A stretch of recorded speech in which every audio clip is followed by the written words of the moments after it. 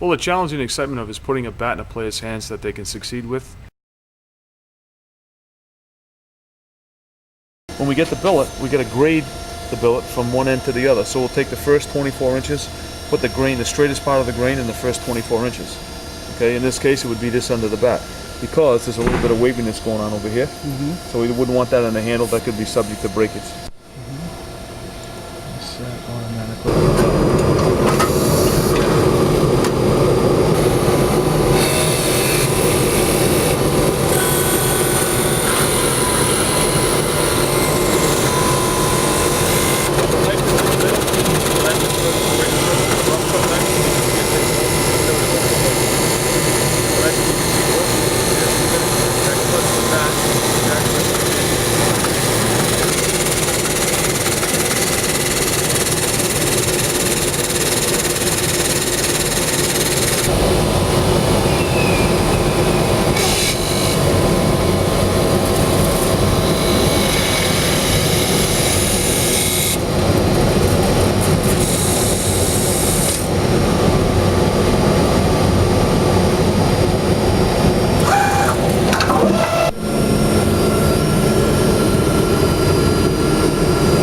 Next, Lou? Well, we bring it over to the sander.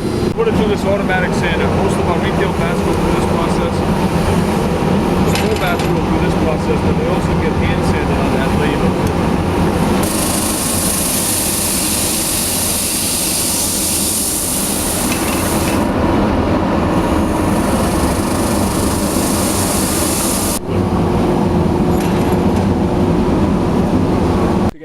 Lou, what are you doing right here? When the bat comes out of the lathe, goes into the sand, and once it comes out of the sand, it's ready for finish. So if it's a two-tone bat, for example, if this is David's bat, we'll mark the pine tar line. Just a little mark, and then we'll dip it. And we put it in the liquid, pull it out, and there it is. And by the way, we developed this color for David last year. Major League Baseball said you couldn't hide the grain. The grain had to be visible for the entire length of the bat. So we did some experimentation and we come up with this color and we call it ebony. And David likes that on his bat. It follows the capillaries of the wood. See how the stain kind of migrated parallel with the handle? That would be a good bat. That wouldn't be one we would reject. If it varies any more than 3 degrees, we have a gauge for that, then we would reject that. David wouldn't get that bat. So that's our test. In clear coat, a clear poly, we would sand it between coats, and that would look something like this. Sanded between coats. Labels from a local company, Linda Baker, right here in Fall River, from Baker Sign. And she makes all of our labels. Very nice woman. We take that, and we line up the point of our Nokona end, and this little arc right here is centered in the bat, so when the player swings it, he swings it right, properly. And we'll put that on like that. And we peel it right off just like that.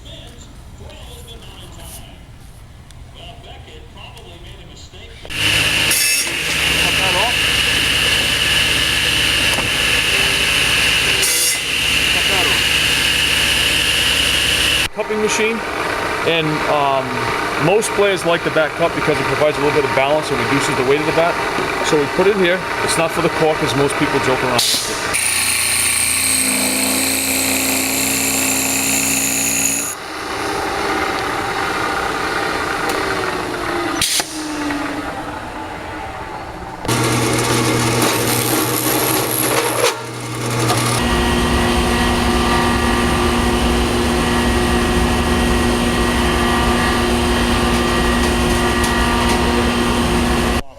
Suzuki, David just got a piece of it, and there was the changeup again at 79.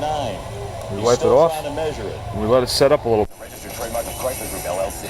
And there it is. You know, I have a saying when I build houses, if they want chocolate, you give them chocolate. So when it comes to a player wanting a particular type of bat, a particular type of style, you try to guide them in a certain direction.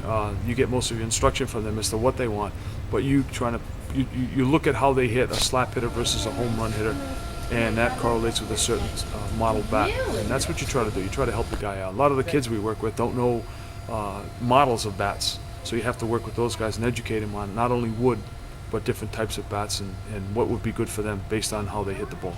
Louis is emerging as a worldwide authority in wood bats.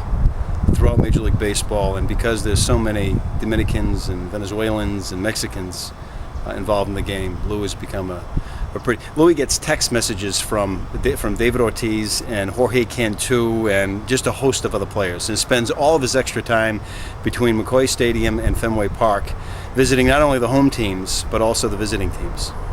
You look in Louis' eyes, Louis is an honest, hard-working guy. He's very sincere, and he's so genuine that I think players that meet him get the sense that he is who he is, and he forms a bond of trust.